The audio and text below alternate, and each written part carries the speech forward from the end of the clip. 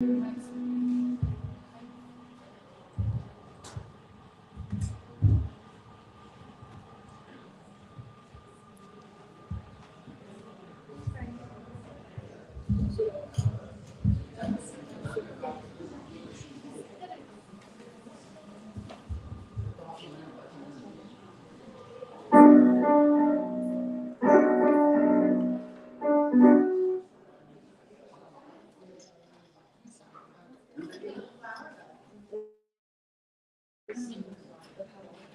starting.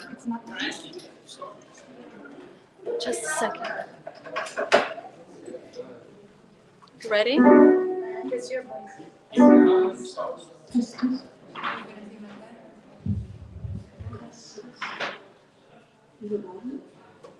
It's okay, the voice here is fine.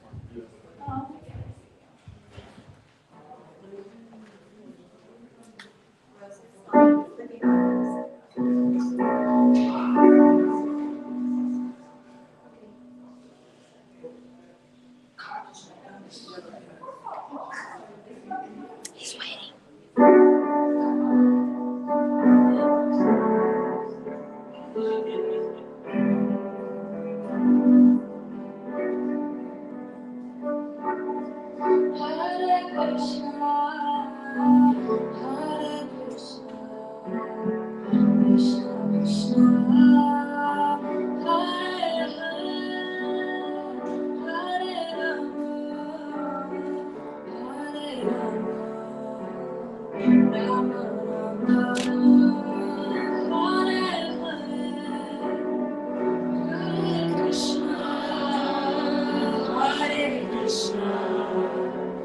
Krishna Krishna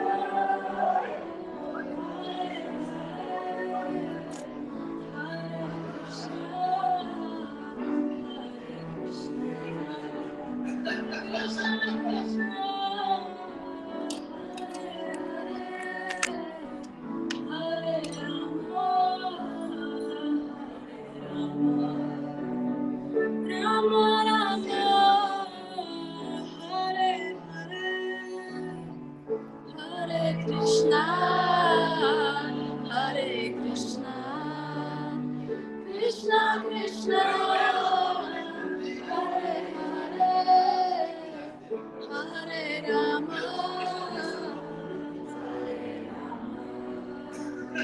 Rama Rama,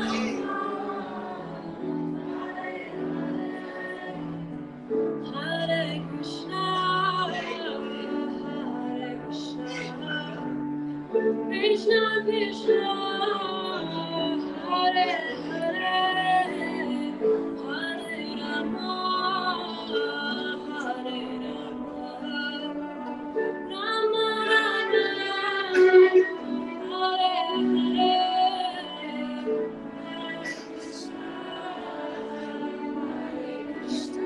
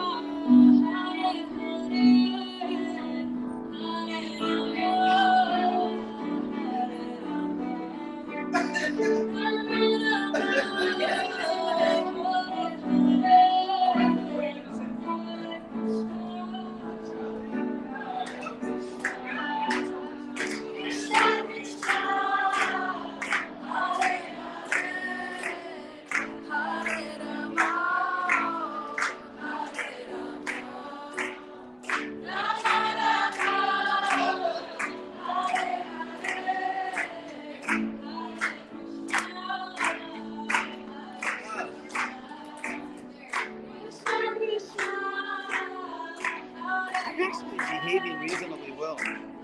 So far.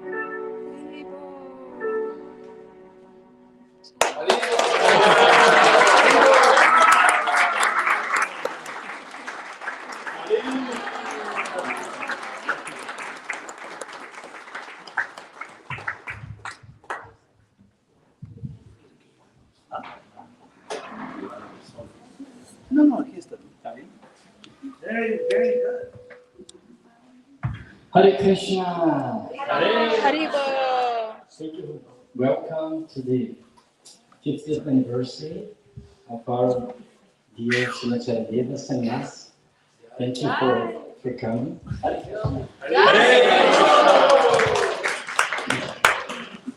So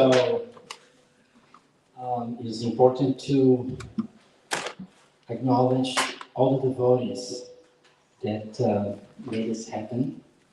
So I want to do that first. Well, actually, the first person to thank is our dear Srimati Deva. If he didn't accept us to organize this, it wouldn't be happening. So thank you. So I'd like to thank you, Jagannath.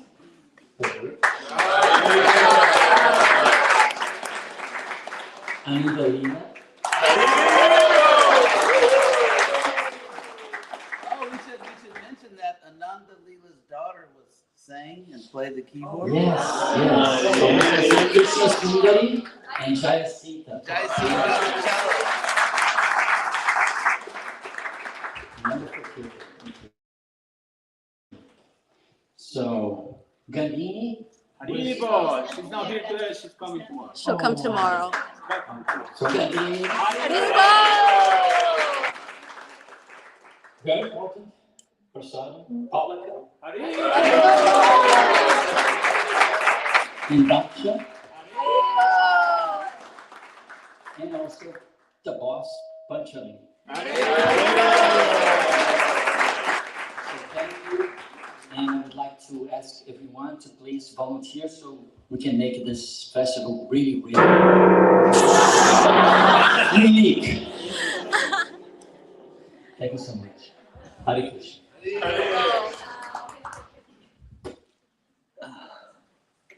It's hard to be serious in a chair like this.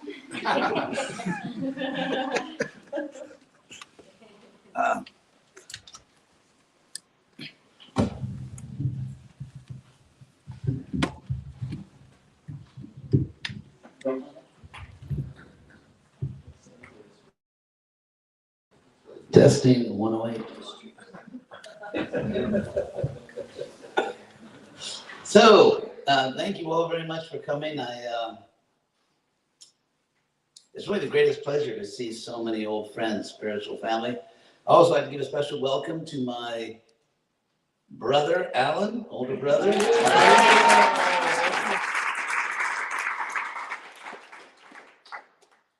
Who has helped me in so many ways. And what's that? So It really is. There's no greater pleasure than to see everybody here. We read books like Chaitanya Charitamrita. The greatest happiness, the greatest pleasure of the devotees was just to meet each other and to share these loving relationships. Something a little stronger.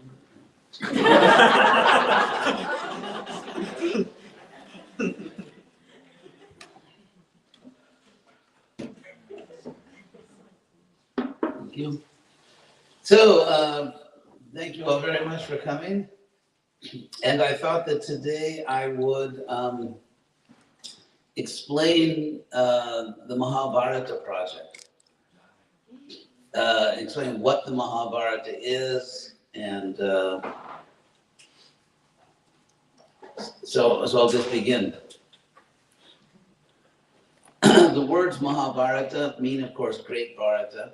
And Bharata is an ancient name of South Asia. And even today in India, that's the official name of the country. In English, it's India.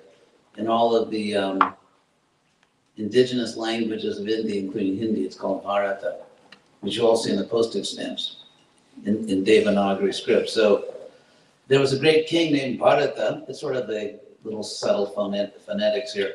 Bharata was a great king, so the place of Bharata is called Bharata.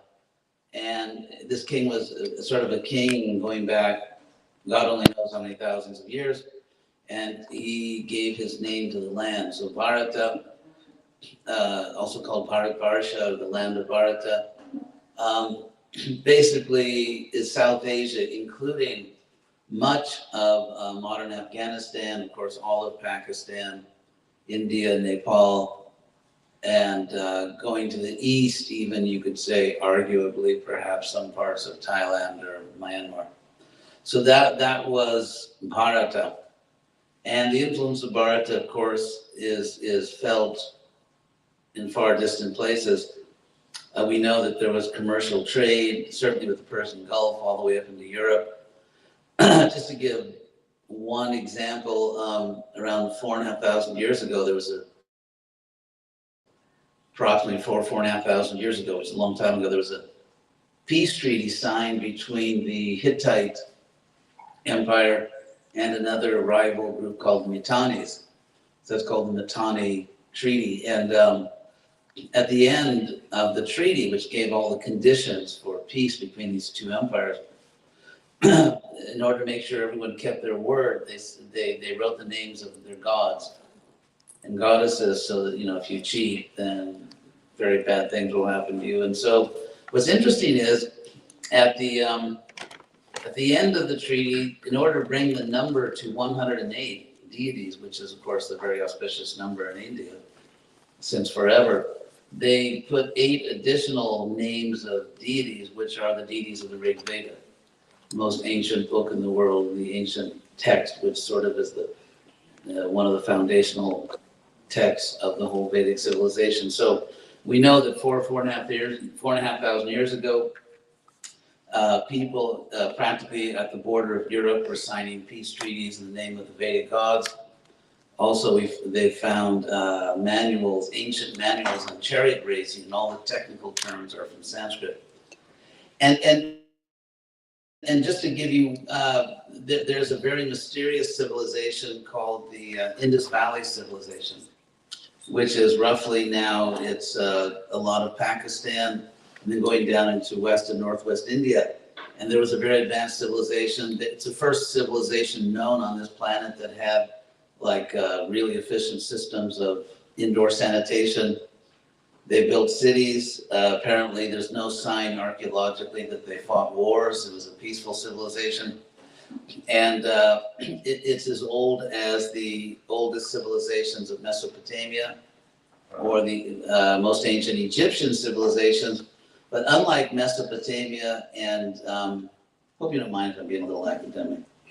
I realize I should just give a sermon and try to convert any unconverted people that are left here. So it's as ancient as those most ancient cities and civilizations of Mesopotamia and Egypt, and extended over a much wider area and was much less warlike.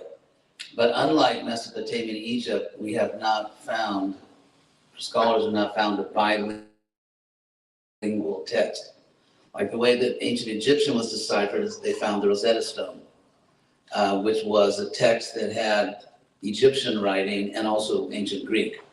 So if you have a bilingual text, then you can translate it. There's no bilingual text for that ancient Indus Valley civilization, which goes back, actually, the big cities go back up to 5,000 years ago when Krishna was supposed to be in this world. And if you take other settlements, archaeological sites, it goes back 7, 8, 9,000 years ago. So anyway, so what we do have in terms of texts, in order to try to understand what that ancient civilization was, there's a Rig Veda, probably the oldest book in any language. No one really knows how old it is. It's a sort of an archaic form of Sanskrit. Just like we have modern English, and then there's the English of Shakespeare, and even older English. And so it's a very old form of Sanskrit, the Rig Veda. And then, but anyway, getting to the point here, there's this ancient civilization, and this civilization produced what is practically the largest book in the world.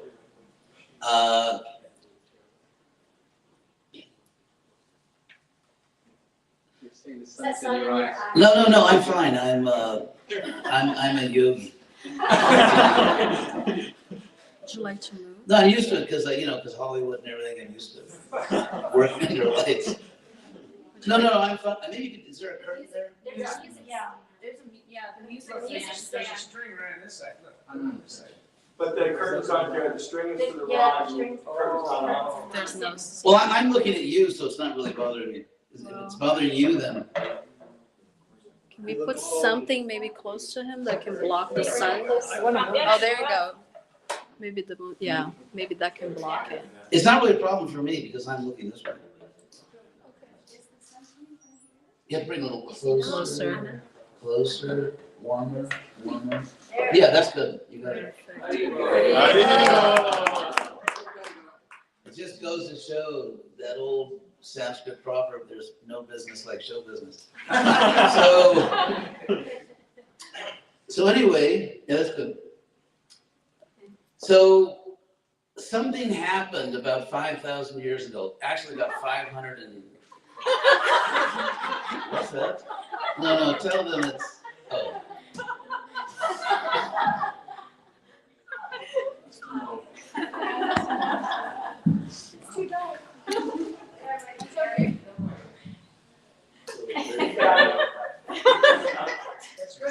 Okay, so back to the matinee. So,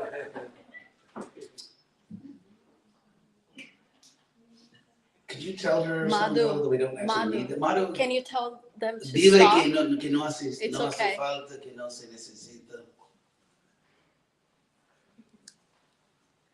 Okay, so try again. So about 5,000 years ago, something happened which, from the point of view of that civilization, was the most important event really in the history of the planet. And that is, according to this ancient tradition, God came to this planet.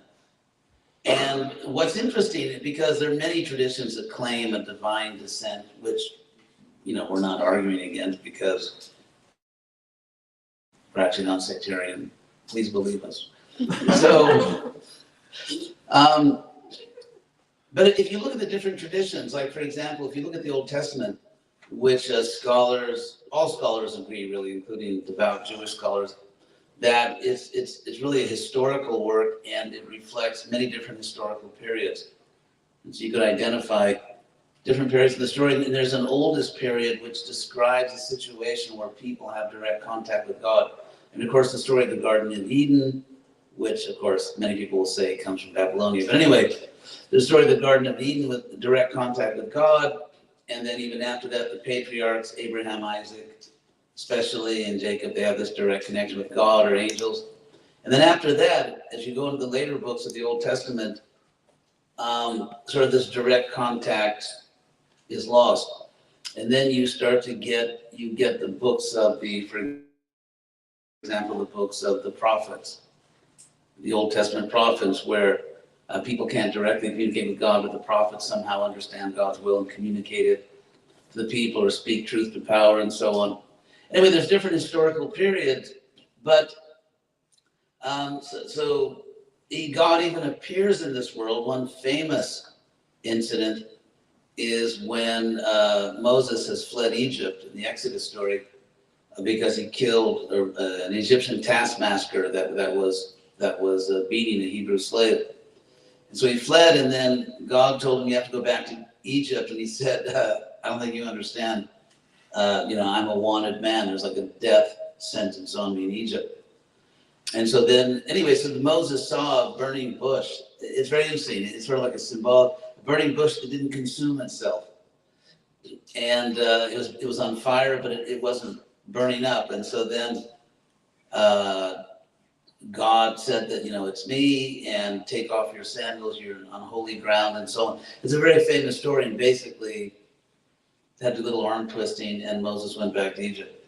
So there's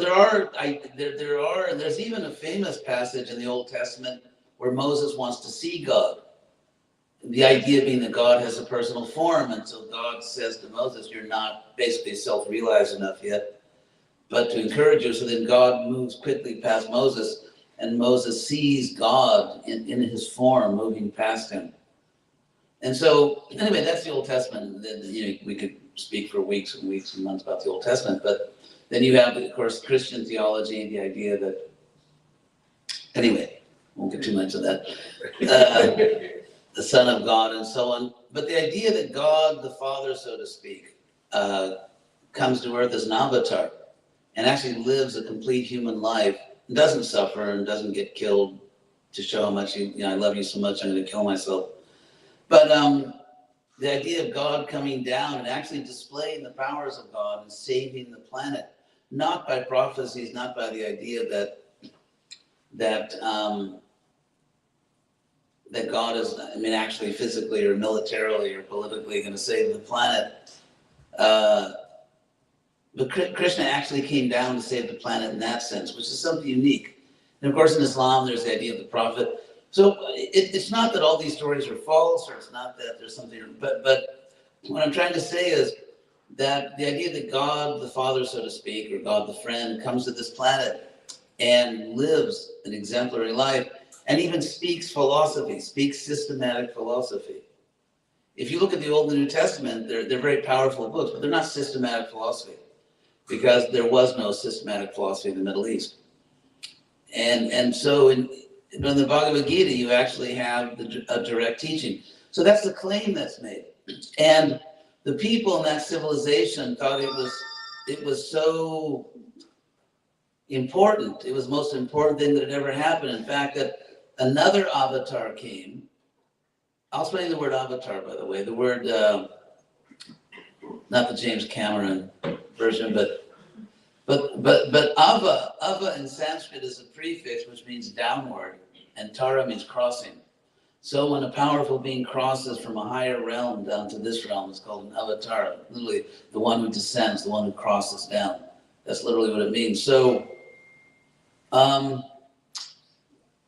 another avatar came. Everyone in India knows this person, Veda Vyasa, like the arranger, because he actually recorded what happened.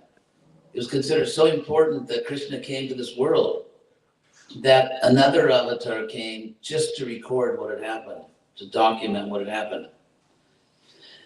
And that was Vyasa. So then Vyasa wrote a great book which actually records everything that happened. And it's not the only book. There were other books that recorded this because it was such a powerful impression. And so, but perhaps the most famous book that he composed, which records how Krishna came to this world, how and how he changed human history. That book is called the Mahabharata, or Great Bharata. Of course, from the word Maha in Sanskrit, we have the Latin magna, which means same thing, great, like magnified. So Mahabharata. And but there's a problem with the text. We have another Sanskrit text, the Bhagavatam, which is a text which is intact, which tells us all about basically the same things, even goes into more detail about the life of Krishna. The Mahabharata itself was an oral tradition. If we read all the Sanskrit of the Mahabharata and all the Sanskrit of other important texts like Bhagavatam, one interesting point is there's no mention anywhere of people writing. It's an oral society. It's actually an oral society, but it's very brilliant. It's an ingenious, spiritually advanced society in which it's considered that you just remember things. You don't, in other words, they could, and to show you that this is not just boasting, I remember when I was at Harvard, and my main professor, Michael Witzel, who's very famous, what's called Vedicist, studies the Vedas, he used to always say that we have the equivalent of a tape recording from, thousands of years ago, because you have the Vedas, like say Rig Veda, which is a huge work and very sophisticated Sanskrit. I won't go into all the linguistics of it, what Vedic Sanskrit is, but and they had to memorize it, not only memorize every sound, every letter, every phoneme, but they actually had to memorize the accents. And if you didn't chant it perfectly, if you got one accent wrong, the whole process would fail. They would do these great ceremonies, these great sacrifices. And so they memorized it. They memorized this book that has tens of thousands of verses, and gradually, as the millennia passed, it became a book that people didn't really perfectly understand anymore, because language changes over time. And so, if you look at the ancient Vedic Sanskrit, and then it gradually sort of transformed into what we call classical Sanskrit, which is the Sanskrit of the Bhagavad-Gita, the Srimad Bhagavatam, the Mahabharata. And actually, there's one thing I was going to say, and forgot to say this, I'll just insert it here. And that is which is just another example of how this culture spread. I want to talk about a Messiah in the Old Testament who's actually a Goy, which means not Jewish. There's actually there's a non-Jewish Messiah in the Old Testament, and his name is Cyrus the Great. He was the first great Persian emperor. And the reason he was considered a Messiah is because when the Jews in Israel had been conquered by Babylonia and taken to Babylon in a state almost of slavery, and then Cyrus the Great conquered Babylonia, freed the Jews, encouraged them to go back to their country if they wanted, and even gave them money to help rebuild their temple. So because of that, Cyrus the Great, he's also considered by historians to be one of the very few great rulers of antiquity that actually everybody respected. I'm coming to a point. This is not just a Persian lover, but he abolished slavery throughout this great empire, which was very unusual for that time. Slavery was just like the norm. He abolished slavery, and he declared complete religious freedom. So now what's interesting about him, now here's the connection. First of all, the language he spoke, which is ancient Persian, also called the Avestan language, because that's the main book that has survived from ancient Persian, called the Avestan. And what's interesting is the language he spoke is a dialect of ancient Sanskrit. So Cyrus the Great, the greatest emperor of antiquity, who abolished slavery, established religious freedom, declared to be a Messiah in the Old Testament, spoke a Sanskrit dialect. And his name was not actually Cyrus. That's the English pronunciation. His name in his own language was actually Kuru, which is one of the most famous king names in the Mahabharata. So anyway, I just mentioned that to show how this culture spread. So back to the main narrative. So the Mahabharata is really like the people's book. Because the Bhagavatam, if you look at the Bhagavatam, it contains very advanced theology, very sophisticated theology. And even, as I affectionately say, mundane scholars, I remember there was in the 20th century, there was a very famous Sanskrit teacher who was at Harvard forever. His name was H.D. Ingalls, and he was one of the most famous Sanskritists of his time, sort of the second half of the 20th century. And he declared, and he of course was a polymath, he knew many, many languages, and he said the most beautiful book he'd ever read in any language was the Bhagavatam.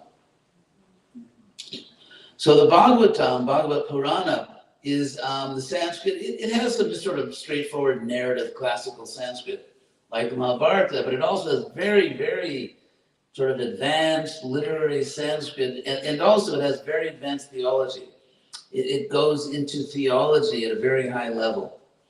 And so the Bhagavatam is a book which is really more for Vaishnavas, those who are serving Krishna.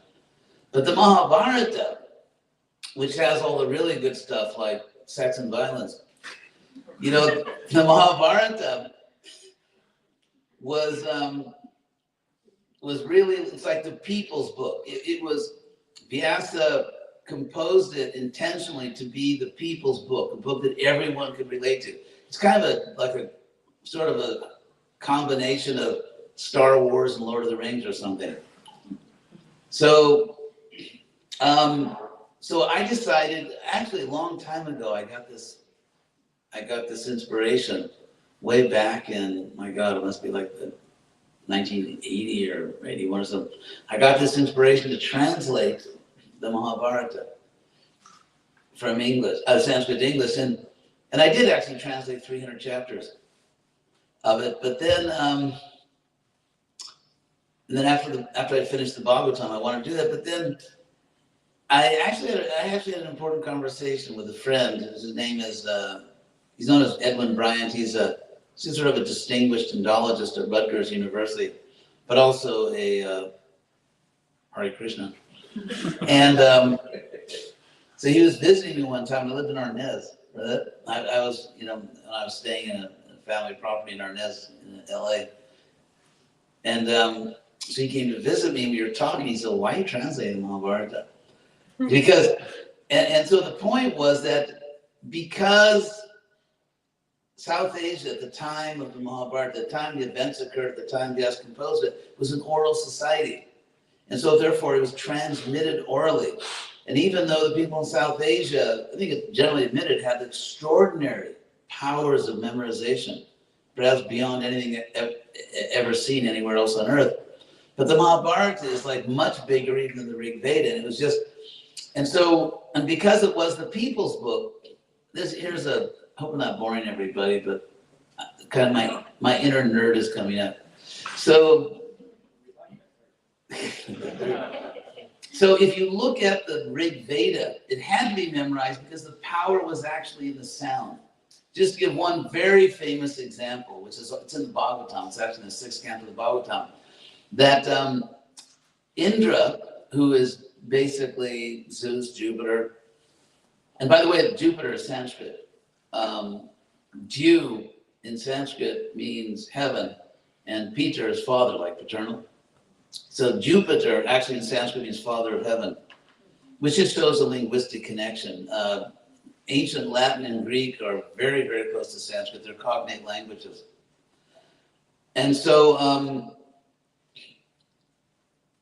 Indra killed a sage because this sage was making offerings to the devas, the rulers of the universe, but also on the side, he had some relatives who were the bad guys called the Asuras. And he was also on the side, his family. So he's making offerings to them, which was empowering them really to do bad things in the world. So Indra killed him. So the sage that was killed was Vishwarupa. So his father didn't appreciate that Indra killed him. And his father was also a deva, this very powerful being. And so his father performed this great sacrifice that would create like this powerful, I don't want to say a monster, but this powerful being that would kill Indra. And so, very elaborate sacrifices. There's like hundreds and thousands of mantras to chant. One wrong phoneme, one wrong sound. And so what happened is, at a certain critical point in the sacrifice, and this is in the Bhagavatam, by the way, he needed to say Indra Shatru. Shatru means a mortal enemy in Sanskrit. So he needed to say, may this sacrifice produce the mortal enemy of Indra. And you had to put the accent on Shatru, Indra Shatru. But instead, it was a long sacrifice, and long sacrifice is enough to bore anybody. So instead of saying Indra, even short ones bore me, but that's not a story. So instead of saying Indra Shatru, he said Indra Shatru, which means Indra will be the mortal enemy of this creature. And so instead of producing a being that could kill Indra, Indra killed that creature, just because of one misplaced accent. But when you get to the Mahabharata, and I could say also for the Upanishads and other genres of literature, in the case of the Mahabharata, the power was not in the sound, the power was in the story. Because Mahabharata was not meant for ritual performances, it was meant to tell great stories. And so therefore the power was in the story. Hence, there was not the same pressure to always precisely memorize it, because even if you paraphrase something and get the story right, then you're okay. And by the way, the Upanishads are the same thing, because In the Upanishads, the power is in the ideas, because the Upanishads are like philosophy or theology. And so just one little brief thing, I have to throw this in to a little critique of secular scholarship. And that is the way they date these different genres of ancient Sanskrit literature is by sort of linguistic dating. It's almost like if you read a book that, let's say, is Shakespearean English, and it's clear that it's not apocryphal. It's not that someone much later just wrote a book trying to sound like Elizabethan English. It really is old language. Then you can date it. Or if you read my brother, he's now become a great connoisseur of novels. I mean, 19th century novels and other things. And so if you have a certain kind of language and you can show it's not just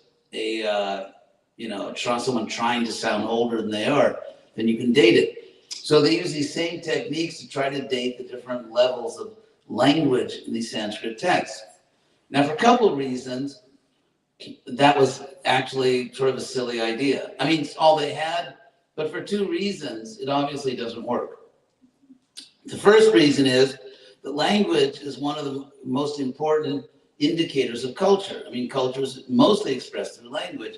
And because cultures change at different rates, languages change at different rates.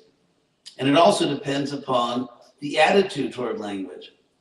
So, for example, in India, it's the only surviving, you could say, large-scale civilization in the world, but they still basically have the same religion they did 5,000 years ago. I mean, people in Italy don't worship Jupiter. They're Catholics mostly. So there was this, because people in India were convinced that avatars had come to their land, incarnations of God, and because philosophically, if you look at the philosophy and theology of that ancient culture, it was actually based on language, because the most powerful manifestation of culture was language. In fact, so therefore they carefully preserved ancient language. And there's a famous verse in the Rig Veda that says that there are 4 parts of speech. And the word for speech, by the way, is cognate with English. I mean, there's innumerable English words from Sanskrit. The word for speech is vak, vocal, or vach, voice. That's where we get words like voice, vocal, and so on. And so because of this absolute conviction that something unique and extraordinary had happened in that land, and they had ancient Sanskrit books that described it, there was not only great cultural conservatism, but especially there was linguistic conservatism. And so because language changed at different rates there for obvious cultural reasons, you can't apply the same metrics as you do to measure the change of language in a place, let's say, like England, where it's been one of the most innovative, avant-garde, cultural changing places in the world for the last 1,000 years. I mean, take the Industrial Revolution happened there, advancements in armaments, colonialism, which changed society. I mean, consumerism began through colonialism. Anyway, going a little far afield here, but the point here is that you cannot apply the same metrics of language change to India that you apply to other places. There's another reason why it doesn't work. That's only one reason. The other reason why this attempt, and it's just and even scholars are really honest and say it's kind of a wild guess, the dates they give. The other reason is that again, if you look at the Vedas, specifically the 4 Samhitas, which means anthologies, the 4 Vedas, the Rig Veda, Yajur Veda, Sama Veda, Tara Veda, the powers in the sound, so that you preserve the precise language. But because you get the philosophers who write the Upanishads and the Aranyakas, which means the forest books, I'll just throw this in, I just find it fascinating. If you study world religions, you find this trend that when a religion really becomes established in a society, it becomes sort of like the authorized religion, and the king or queen patronize it, and give money. And so you get these royal priests who sort of live very high on the tofu, I guess. So you get these rich priests who, you know, they have money, they're kind of fat cats, they don't want to preach revolutionary spiritualism. It's just like, yeah, just, you know, do the ritual and do what your king says. And so in different cultures in the world, you find at a certain point, people who are more like really serious about spiritual life, want to meditate, want self-realization, they become a little disgusted with all this fat cat, you know, all this stuff going on in the royal capitals. And so they go out to the wilderness where they can really get back to basics and be austere and do yoga or meditation. And so to give an example of this from Israel, actually, the Israeli yogis, there was a time, you know, roughly, let's say around the time of Jesus, also before that, where because the Romans controlled Israel, and there were a group of people called this is all mainstream history. This is not like, you know, I have a special theory of this stuff. This is what you learn in any normal college class on this stuff. So there was a group called the Sadducees, as opposed to the Pharisees or other groups. And so they were the temple priests, and they were wealthy, and they were not very unhappy with the Romans, because under the Roman rule, life was good.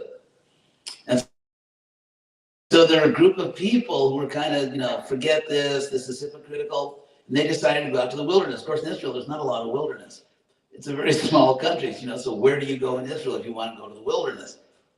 So they went to the Dead Sea, and they wrote the Dead Sea Scrolls, which is interesting. So the reason I mentioned that, they're also called the Essenes. The Essenes, they were like the ancient Israeli yogis that had ashrams that went to the Dead Sea. But now the exact same thing happened in India for precisely the same reason. And because India is, you know, a big country, and they had what they called Mahavanas, great forests, what we would call deep forest. And so you had people who thought, you know, the rich capital cities are somewhat corrupted, and we want to get back to basics, yoga, meditation, austere life. So they went into the deep forest, and one of the words for forest in Sanskrit is aranya, like Vrindaranya or Vrindavana. Vana is another word for forest. So the people who went to aranya, out to the deep forest, they wrote books, or they actually didn't write, and bad habit. They composed books which were orally transmitted called Aranyakas, which means the forest books. And those books evolved into the Upanishads. That's where the Upanishads come from. So they wrote these Aranyakas, and which was sort of, it was more philosophical, it was sort of mystic philosophy, theology.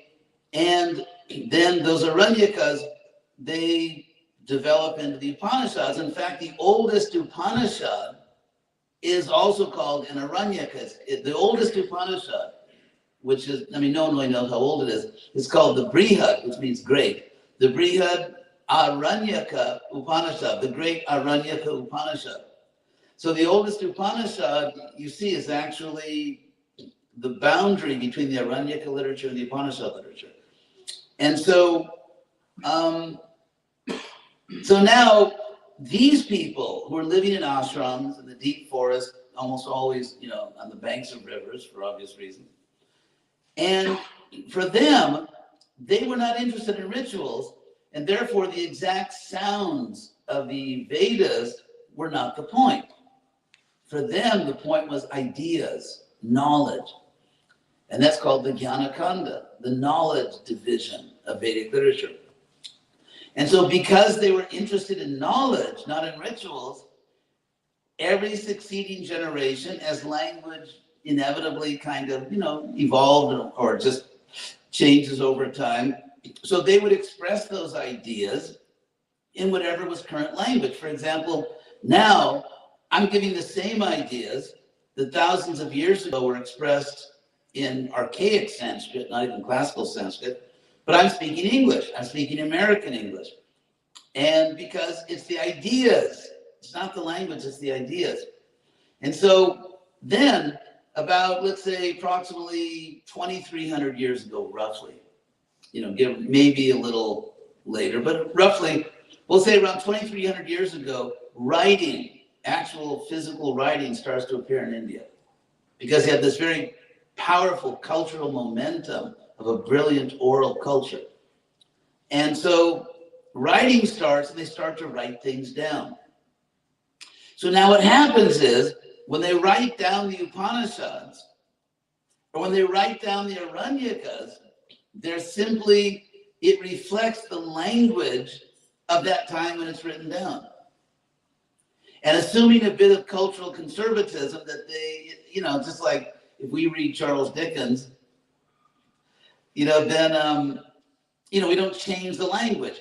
And so there's a certain cultural conservatism where, but basically when they write it down, so when they write down the Upanishads and Aranyakas, it's one kind of Sanskrit, which is a little older, and then you get books like the Mahabharata, or written down later the Bhagavatam. And so along come these Western scholars, and they say, oh, the language of the Vedas, the Rig Veda, is older than the language of the Yajur Veda. And the language of the Yajur Veda is older than, let's say, the Brahmana literature, which are very ancient commentaries in the Vedas, written by the Brahmanas who used to take care of these Vedas. And then you get Aranyakas and Upanishads, and then we get Mahabharata and classical Sanskrit. And so they think that they can simply use European metrics for the rate of language change and assume that each of these genres of literature was written when that level of Sanskrit was prevalent. I mean, we know that's not true because we know for a fact that the Vedas were composed thousands of years before they were written. And so are the Aranyakas, and so are the Upanishads. So what I mean to say is the Western academic process of dating these things is, what do they say, that in 25 cents will buy you what can you get for 25 cents now?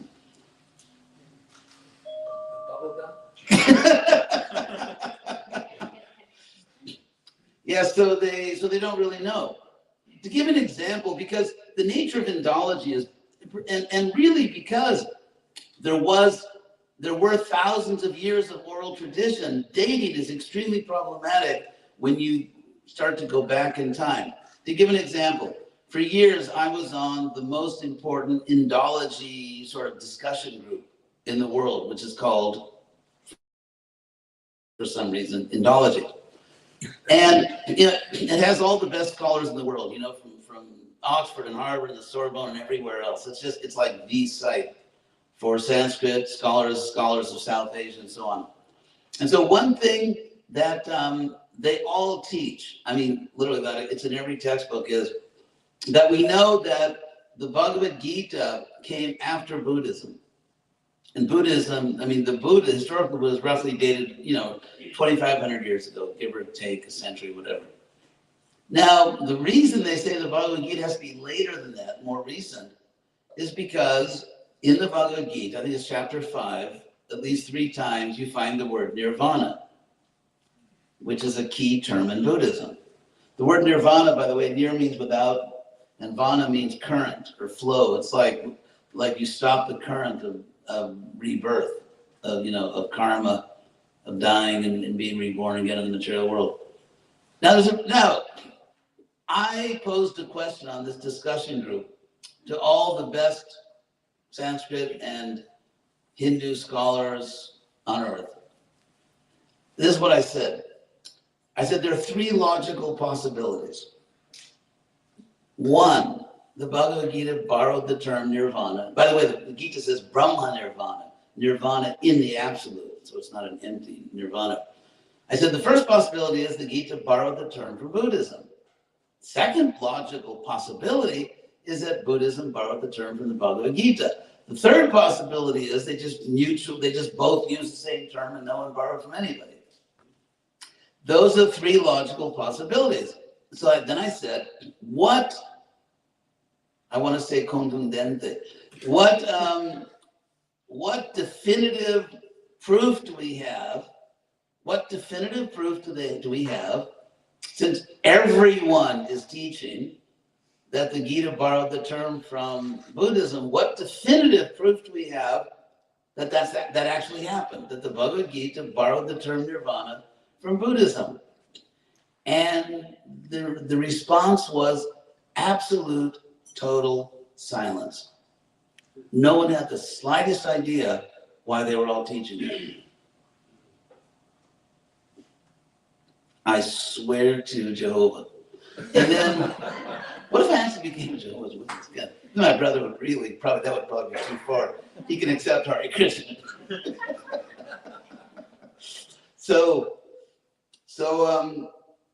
And then one prominent scholar from an English university, he wrote and said, yeah, he's got a good point.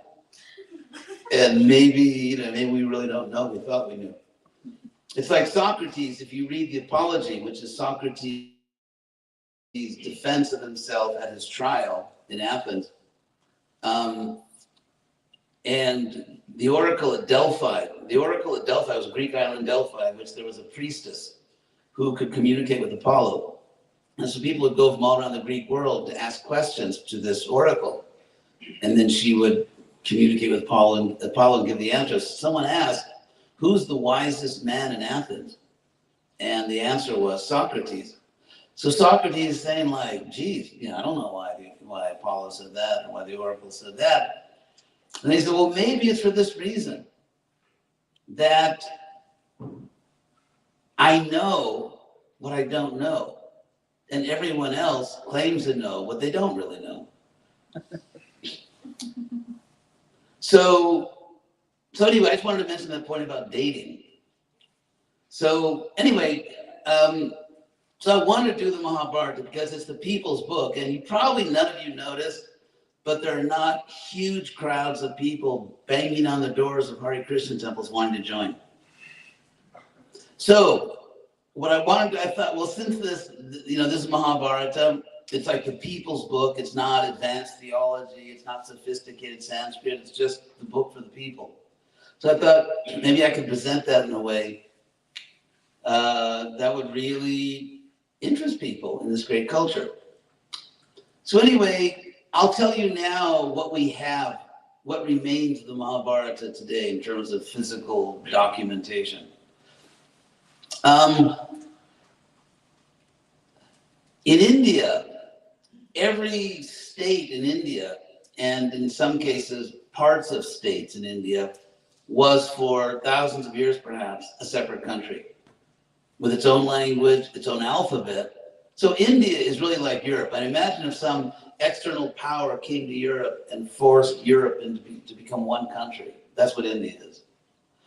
And so when writing started in India, it's not that everyone wrote Devanagari.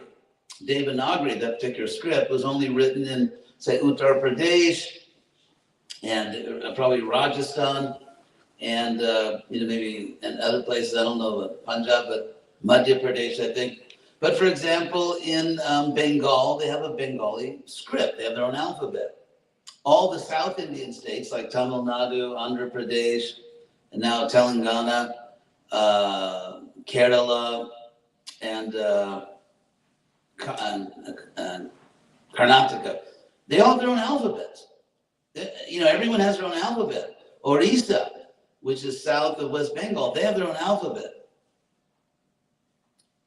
And so what happened is when the Mahabharata was written down, it was written in different alphabets. And also by the time it was written down, there were all kinds of cultural pressures on the people who recited them because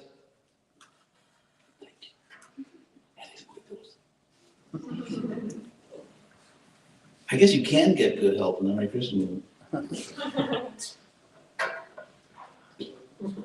Jai Sita, by the way, in case you know, she's a great soul. She played the cello, and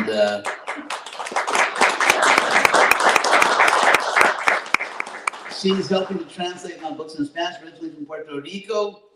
She's a well-known yoga teacher, and also was on the, I'm very proud of this, Puerto Rican water polo team.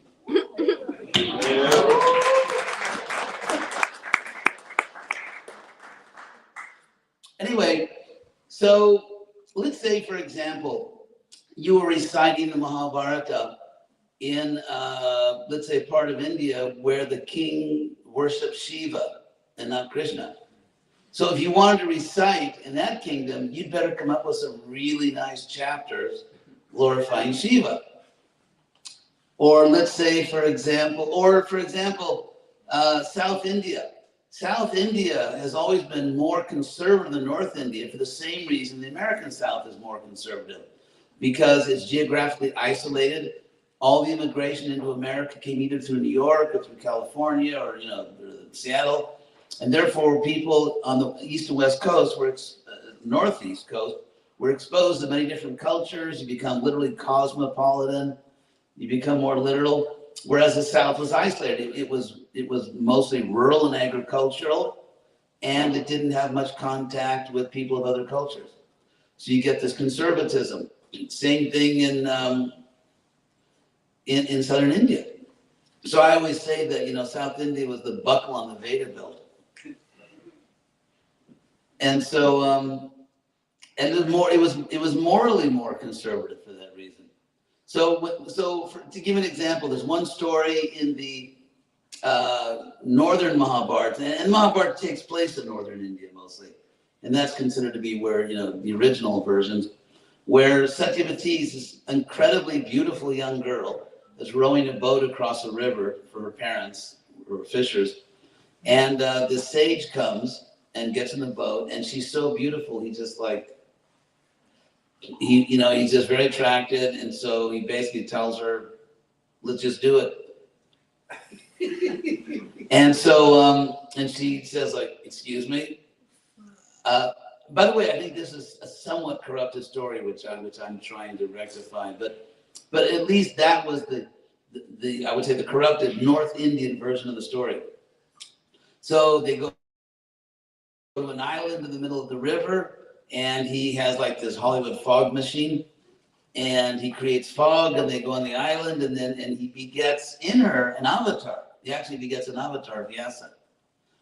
And then he leaves. And then Vyasa leaves and goes high in the Himalayan mountains to begin to do his work and compose the Vedas and sort of arrange the Vedas. So now, when reciters went down to South India and started telling the story that an avatar was born out of wedlock, it was like, you ain't going to tell that story here. Because culturally, they wouldn't accept that. And so if you look at, there's all these different what are called recensions, which are versions of the same book. And so you find different recensions in different regions of India, but the main division between North and South India, it's just like in America, you get the North and the South. So in India also, there's this divide linguistically, to some extent culturally, which goes way back in North and South India. So they wouldn't accept that. So therefore, and if you're a reciter, that's how you make a living, and that's how you feed your family, and that's what you do. Then they came up with all these additional chapters where Satyavati the girl and Parashara the sage, they have this super Hindu wedding, which basically goes on for about half of the rest of your life. All these rituals and everything. They have this huge wedding and they get properly married. But that's just one example of cultural pressure. And so, anyway, in the 19th century and the 20th century, scholars had a lot of success with this technique they developed called text criticism.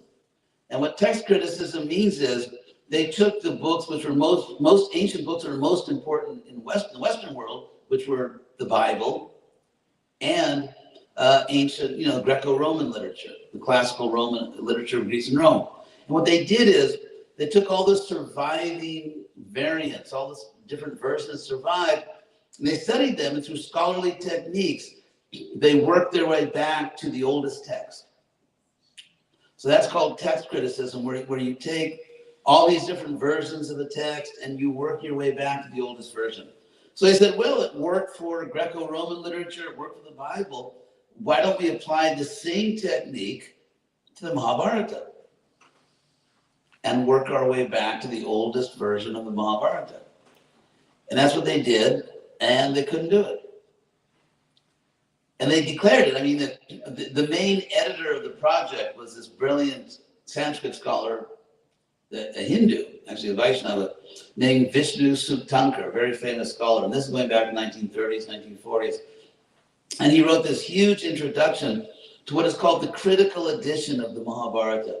The critical edition of any book, and let's say in the case of the Mahabharata, means that if you look at it, I mean, visually, in large letters at the top of every page, you get the text that they feel is the oldest text that we can recover. And then beneath that, in smaller letters, they give all the variants. Like, for example, they'll say, like take the Bhagavad-Gita is not a good example because it's not a corrupt text. But let's say there'll be some text where it says that the Pandavas then went to the forest. I'm just making that up. Like Pandava Vanamagan. I just made it up in Sanskrit. So the Pandavas went to the forest. And then, whereas maybe another text will say Pandava Vanam Agachan. They'll use a different form of the verb. Or they'll add a sentence and they'll say they took a long road. And so basically you can look at this critical edition and you can see every surviving version of the Mahabharata. And it'll tell you what part of India it came from, what region it came from, and even not only the region, but what manuscript it came from. And so when I'm studying the Mahabharata, I have access to the entire surviving text tradition. So that's one point. And another thing I use, tools of the trade, another thing I use is there's what's called a Puranic encyclopedia. And what that is, it's a Veda Mani. He's actually South Indian Brahmin who, so for example, let's say I'm talking about Satyavati, the girl who's actually the main character in the first volume of my work, because I think she's so important. So I look up Satyavati and it'll tell me everything that's said about her in all the 18 Puranas and even other minor Puranas, which are a genre of literature. It'll tell me what's said about her in the Mahabharata, like in later passages. So for every character, I can look up, or even places, geographic places, and get all the available information from all the different Sanskrit literature about that person. And also nowadays, you can find online all the geographic information as far as we know it. Like, where did Satyavati live? Where was the avatar Vyasa born? Where was Hastinapur? And so on and so forth. And so those are all the tools I'm using. And what time is it? It's 7:25. how much time do I have? Till I mean, you can go. she's my handler. At any moment, she may pull all the plugs out, and so this microphone will go dead. So anyway, so now there's another point I wanted to mention.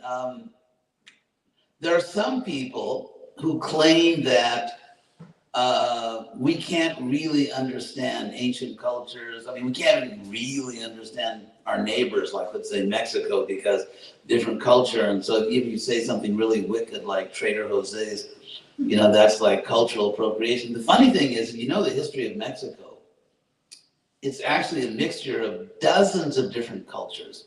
There was no country, there's Los Aztecas, Los Toltecas, Los Mayas, isn't it? I mean, there are dozens of different cultures, different languages. And so Mexico today is an amalgam of so many different cultures from so many different people. And there actually is there's never been such a thing in the world as a pristine culture. I mean, the history of the world is constant interaction, mutual borrowing. For example, archaeologists have found Viking graveyards outside Beijing. So the Vikings made it to the northern Chinese coast. And so every culture in the world has so many different strains in it, so many different cultures mixed together. So anyway, so I just want to quote 2 verses from the Bhagavad Gita to explain why I'm absolutely convinced that we can understand those people that lived thousands of years ago. We can perfectly understand them. Does anyone have a Bhagavad Gita here? My God, there's a Hare Krishna then. What if there's no Bhagavad Gita? Database. I know the verses anyway. So, is there a Bhagavad Gita in the house? This is scandalous, isn't it?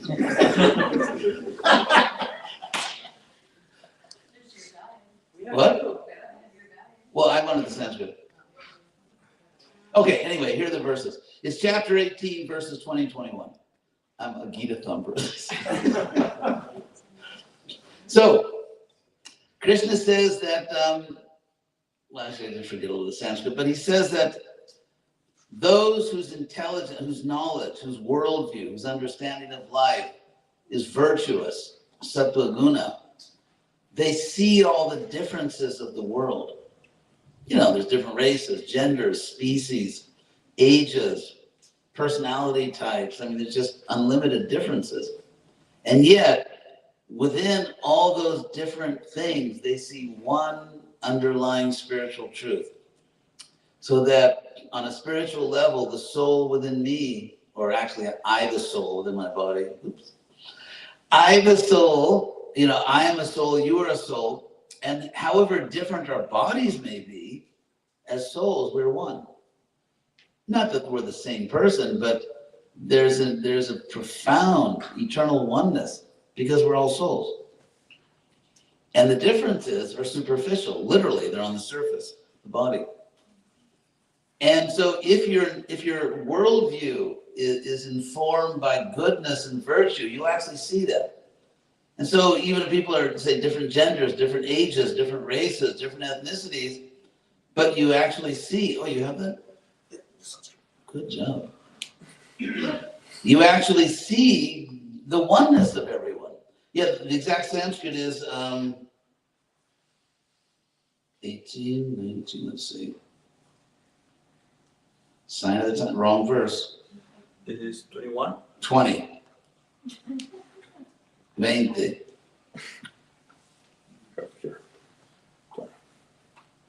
Solo un joven puede entender esas cosas.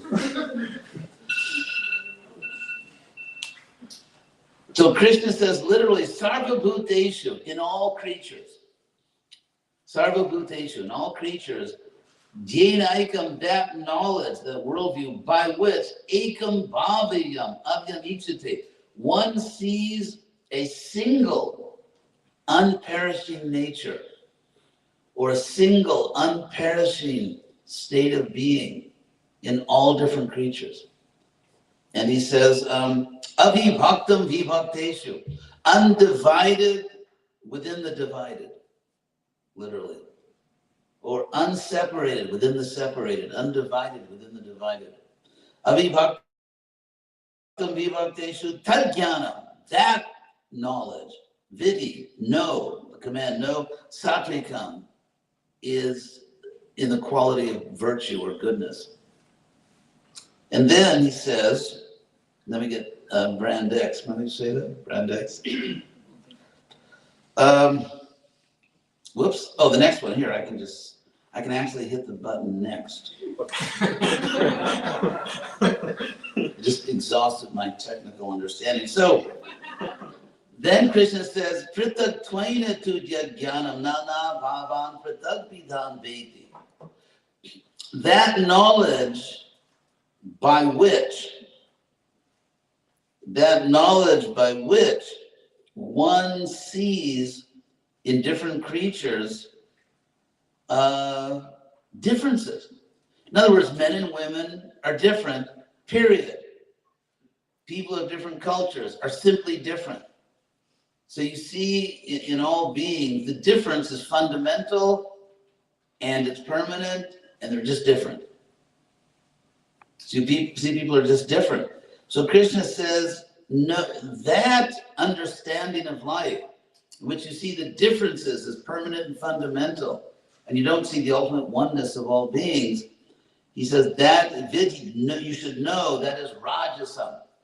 That is a worldview which is, like, in the negative sense of the word, passionate. Not like the positive modern sense, like, yeah, my passion is art collecting or something. Passion in the sense of being proud, of being self-centered, or of just, like, I want it for my people, not for your people. And so that kind of passion which leads to violence. So Krishna says, so the reason in passion, people cannot see beyond the surface. The surface is that we're different. Beneath the surface, we're all eternal souls. Doesn't matter what species, doesn't matter what race, doesn't matter what religion, doesn't matter what age, doesn't matter gender, because that's just the outer covering. But when consciousness becomes contaminated by material attachment, you can't see past the covering. You just see the covering, and since the coverings are different, the people are different. So, I mean, there are obviously very powerful applications of this knowledge today. But apart from that, it's because of that I'm absolutely convinced that yes, we can understand those people that lived 5,000 years ago. By the way, how do we know that they lived 5,000 or 5,123 or 24 years ago, actually? Actually, there are two sources for that date. One is, there was a great mathematician and astronomer that lived about, I think about 1,400 years ago in India. And he's one of the people that invented trigonometry. So, smart guy, obvious, 800 SAT math. So, his name is Aryan, but he's very famous. I mean, there are like places on the moon named after him. There are universities named after him. He's one of the great mathematical geniuses of history. And so what he did is he looked at the Mahabharata and other texts. He did what is called Archaeoastronomy. And that is, in ancient cultures, practically everywhere, not only in India, but all over the world, certainly in the Greco-Roman civilization, in the indigenous people of America. That's how we date things, the Mayan civilization.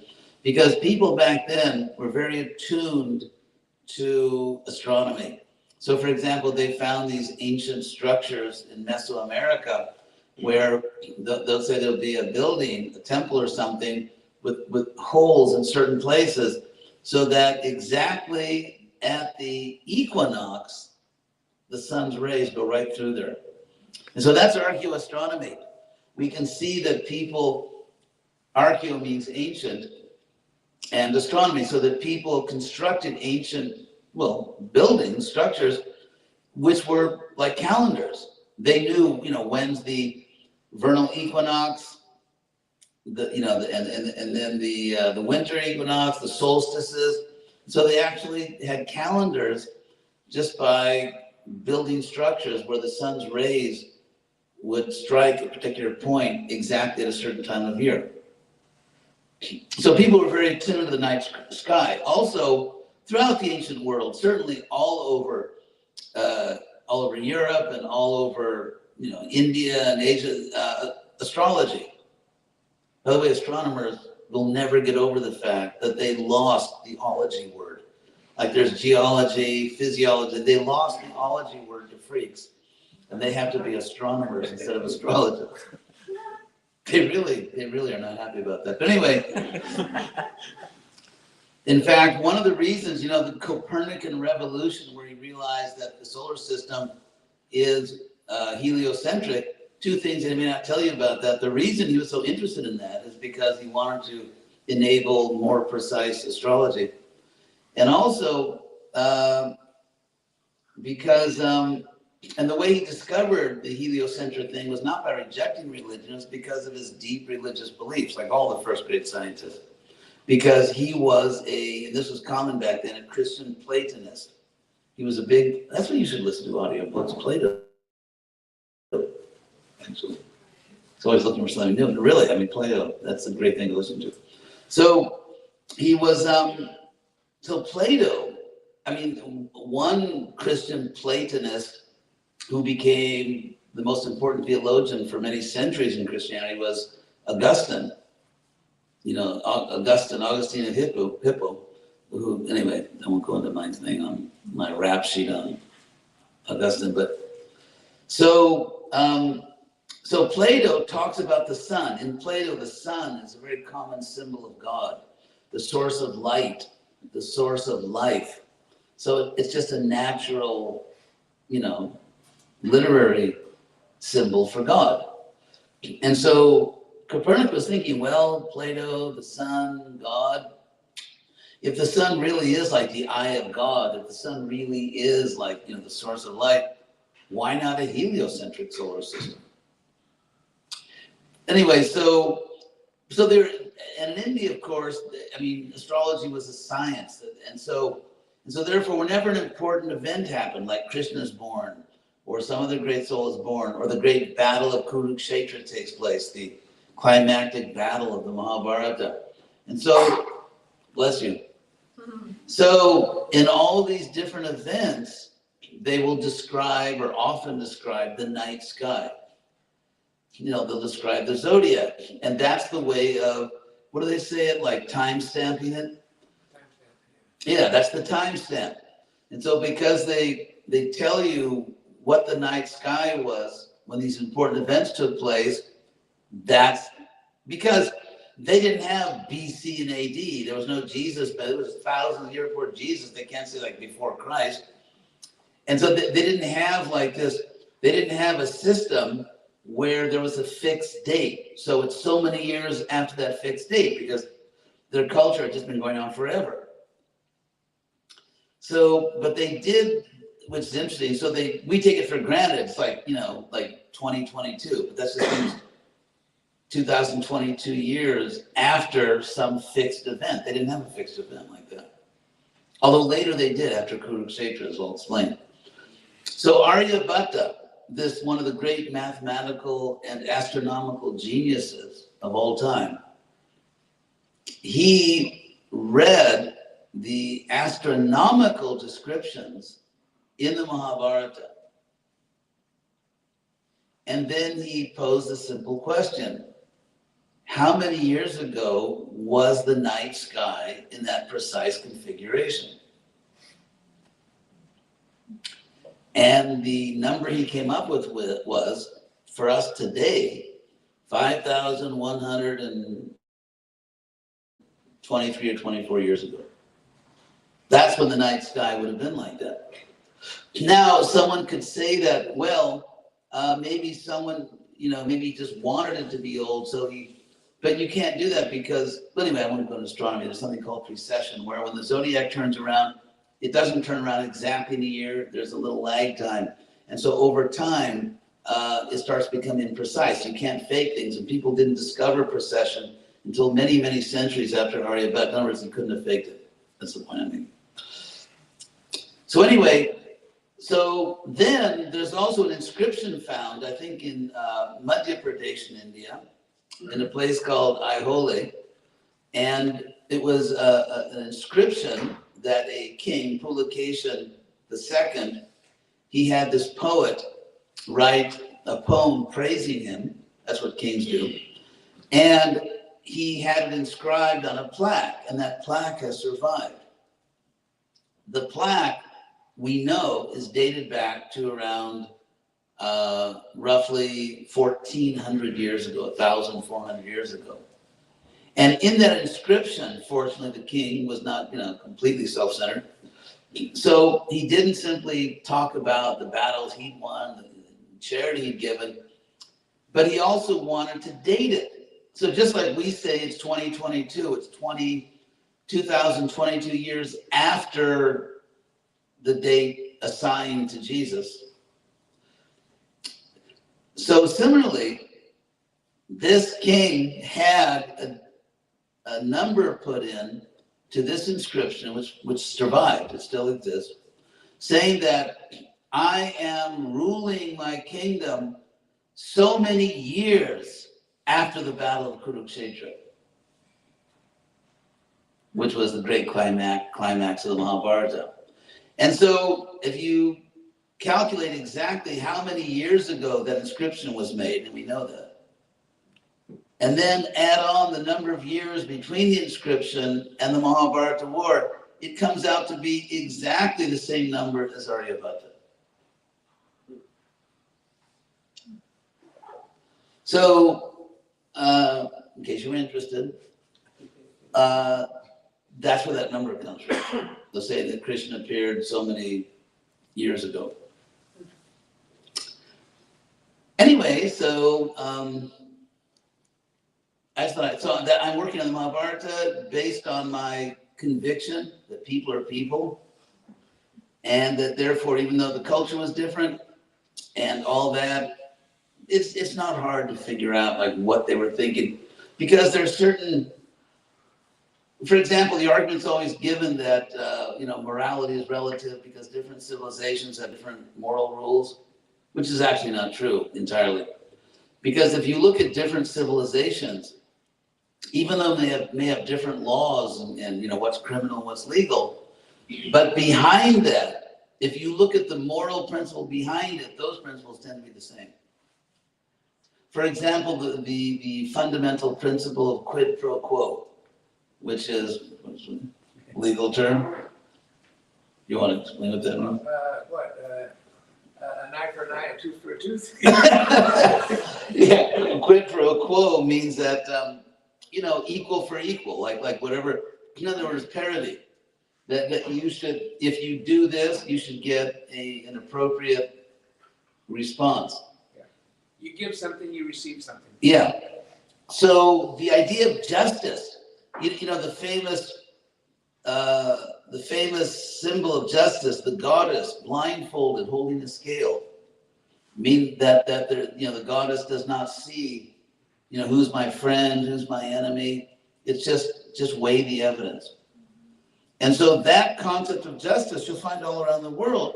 Of course, according to different values, what they consider fair may differ, but the underlying moral principle tends to be the same. And that's true for many things. So anyway, because there is the Mahabharata, the Sanskrit text we have now, Madhvacharya, one of the great acharyas, great spiritual teachers, not exactly in our line, but named Madhvacharya, he wrote a book on the Mahabharata. He wrote this book about 800 years ago called the Mahabharata Tatparya Nirnaya, which means figuring out what the Mahabharata means. I mean, basically, essentially, or ascertaining to be a little more formal. So anyway, he wrote this book, and he said very clearly, that the Sanskrit text available to him 800 years ago was, in his words, thoroughly corrupted, which exactly matches what the conclusion of the world's greatest Sanskrit scholars in the 20th century, who tried to produce and did produce a critical text of the Mahabharata, but admitted, unlike in the case of Greco-Roman literature or the Old New Testament, they couldn't really come up with an original Mahabharata because it's too old, and because India was just too big, and it was just, they couldn't do it. So, but we have the Bhagavatam. We have the Bhagavatam, honk if you love the Bhagavatam. We have the Bhagavatam, which fortunately is not a corrupt text. Actually, there's a critical text of the Bhagavatam, which gives, let's say, the main text, as scholars agree, this is probably the original text. And then it gives all the variants below that. Okay, this manuscript says this. But when you look at the Bhagavatam, the text variations are trivial. It's like saying one text says, now we are going down this road. Another text says, now we're going down this path or something. They're trivial differences that don't change anything. So if you look at the critical edition of the Bhagavatam and the critical edition of the Mahabharata, they're wildly different. Mahabharata is very, very corrupt text, which you can't find the original. The Bhagavatam has little trivial, insignificant differences and basically no variation on anything that matters. And the number of, the critical edition of the Mahabharata, literally, because I own it. It's like this, because there's just so many variations, and there are whole chapters left out of some editions. And the critical text of the Bhagavatam, I swear to God, is like this, because there's nothing to write about. So we have the Bhagavatam, which is not a corrupted text, And the Bhagavatam gives all the headlines from the Mahabharata many times. In the first canto, if you look at the first canto of the Bhagavatam, which has 19 chapters, and the first 6 chapters are, introductory material, and then the next 13 chapters of the first book of the Mahabharata are all correcting the Mahabharata. The story of Parikshit. Who was Queen Kunti really? Who was Bhishma really? And it actually, how Krishna left this world, how people responded to the news that Krishna had left this world. And so 2/3 of the first canto of 18 cantos of the Bhagavatam is actually correcting the Mahabharata. And then in the third canto, when Vidura, Prince Vidura, leaves the royal capital because he can't take any more of the evil of Duryodhana and so on. And then he goes traveling, he meets and as he's traveling, he's remembering. He's just kind of reflecting on his life. And those memories, which are expressed in very beautiful verses, basically tell the story of the Mahabharata. Again, giving relevant corrections. And then, again, in the 9th canto, the last chapter of the 9th canto talks about all the generations before Krishna actually came to this world. It gives all this genealogy, and it briefly describes everything that was happening historically for the few centuries before Krishna appeared, to create historical context. And then the 10th canto, by far the biggest book of the Bhagavatam, it has 90 chapters, and it's all just Mahabharata material. But again, correcting it. And the 11th canto also, the first few, which I translated, and most of the 10th canto I translated. So the 11th canto, again, Mahabharata. So in the Bhagavatam, which is a pure text, it's not a corrupted text. And it's a text that Lord Chaitanya personally certified. So it's good enough for, Chaitanya, good enough for me. And we have a huge amount. Basically, you get all the headlines, all the stories, the important stories of Mahabharata, and then you look and see how they're different. And the ways that they're different are significant, because the Bhagavatam tends to give a much more rational account. It tends to give a much more believable account. There's nothing that just strikes you as sort of like a mythological interpolation. And I could give many examples of that, where you have certain texts which are sort of corruptions of Mahabharata, which are just kind of silly. Just to give one example, I can give many examples. See how much trouble I get into. Don't let the GBC hear this. So, It's live. So, to give an example, there's a very famous story where the Pandavas, they're cheated in a gambling match. They have to go into exile for 12 years into the forest, and their rightful kingdom is stolen from them. And then the last year, the 13th year, they have to be incognito. That was the deal, that they have to live somewhere within a kingdom. They can't go to, I don't know, in Nova Scotia or something. You have to be here in the world, but you have to be incognito. And if you're discovered, it's another 12 years of exile, of banishment. So the Pandavas decide to go to the kingdom of Virat, which is roughly, if you know where, there's Delhi, then about 3.5 hours south of Delhi is Agra, the Taj Mahal. And about 2 hours south of Delhi now, the good road is Mathura. And if you sort of go west from Mathura, about 3 or 4 hours, whatever it is, you come to the kingdom of Virat in Rajasthan. And so they go to this kingdom, and there's questions you have to ask if you're approaching this like a historian. They're walking. How did they get there? There was a huge amount of espionage back then. We know from the literature that they absolutely had their equivalent of the CIA, the FBI. They absolutely had those things. there's a tremendous amount of espionage going on back then, thousands of years ago. The Romans had an incredible espionage network. That's a different topic. So how do they get there? Because you could just spy on them. And so how did they actually get to Virat without all kinds of people just watching them walk there? And then once they get there, there's this very whenever you get a history which is extremely formulaic, like everyone speaks in little formulas and everyone speaks in the same formula, that's not the way real human speech occurs. So for example, when they get to Virat, one by one, according to age, starting with Yudhishthira, then Bhima, Arjuna, Nakula, Sahadeva, and then Draupadi, they go into the royal palace of the king, Virat. And who Virat is, you have to know, and that's a whole other story, like why they went to that kingdom. And there's actually evidence of why they went there, but you have to be able to do the historiography. Anyway, so they go to Virat, and first Yudhishthira goes in, and because they have to be incognito, and so the king says, "Who are you?" And he says, "Oh, I'm a Brahmana." And what does the king say? "No, you're not. You're not really a Brahmana, are you?" And he said, "Yeah, I really am." "Okay, I'll make you a minister of my government." How does that happen? The guy walks into the king's palace. He says, "I'm a Brahmana." "No, you're not. I can see you're not." "Yeah, I am." "Okay, you can be a minister."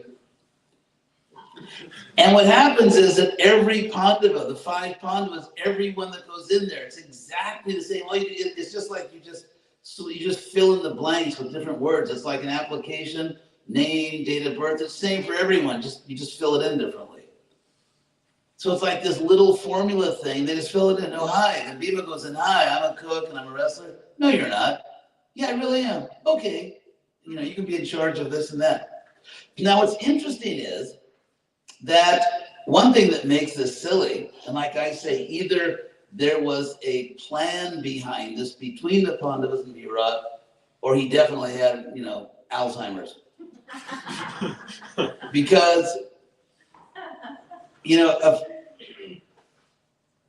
about 12, it's bona fide to laugh at my jokes. About 12 years before that, at the great Rajasuya ceremony, when all the kings of the world came to see the Pandavas, Virat, the king, he already knew them. He knew the Pandavas. It's like, let's say, there's so many people that I know very well. You put a wig on, like my brother puts on a wig, and, "Oh, have I ever met you before?" It's not like that. It's like Superman. What's that? God. You don't know. You don't know. So it's like Superman, right? He puts on glasses and no one can figure out who he is. I'm sure you all wondered about that when you were kids. Like, really? You just put glasses on and no one knows you're Superman? So Virat already knows them. And then they all come and have the same exact formula. The real world, people don't speak in the exact same formulas. So what's really going on? So that's what I was thinking. Because I'm approaching this as a historian. What's really going on here? Okay, here's some facts. Number one, the king Virat had actually become a figurehead. His kingdom had actually been stolen. Because when he has a brother-in-law named Kichaka, who's a brother of his wife. Kichaka is a demonic person. He's like the dark side of the force. And so when Kichaka is starting to sexually harass Draupadi, the great queen Draupadi, wife of the Pandavas, and she goes to the king, and he hasn't actually done anything yet, but you can tell him he's really going to, rape her practically.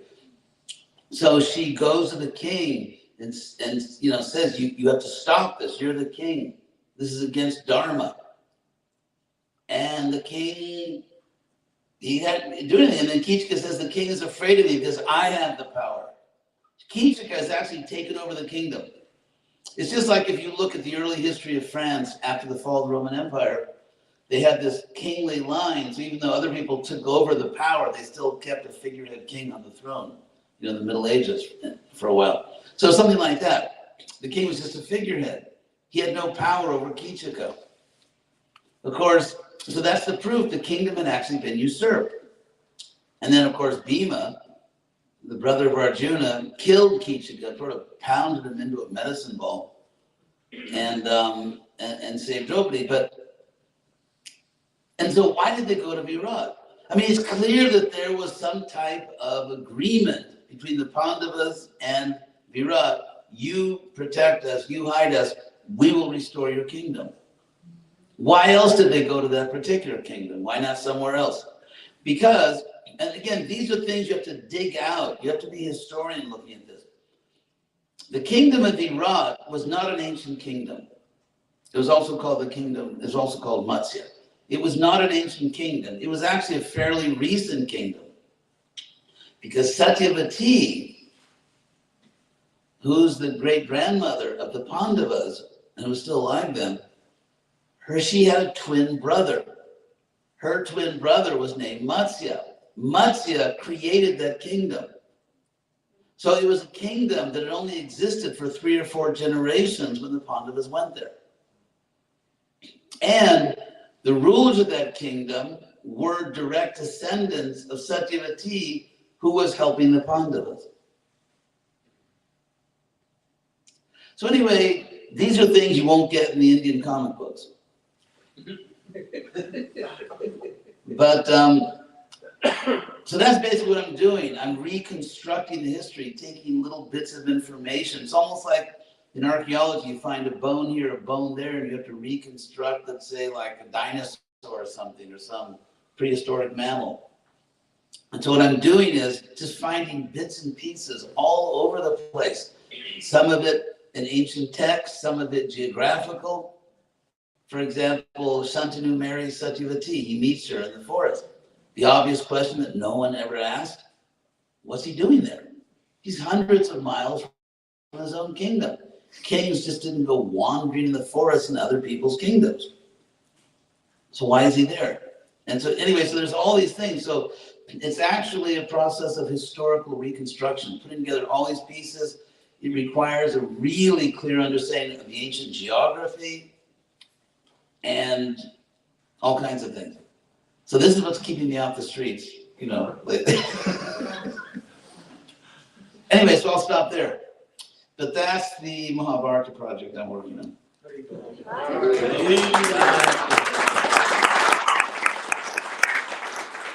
Yes, I say so. Thank you very much for the amazing talk.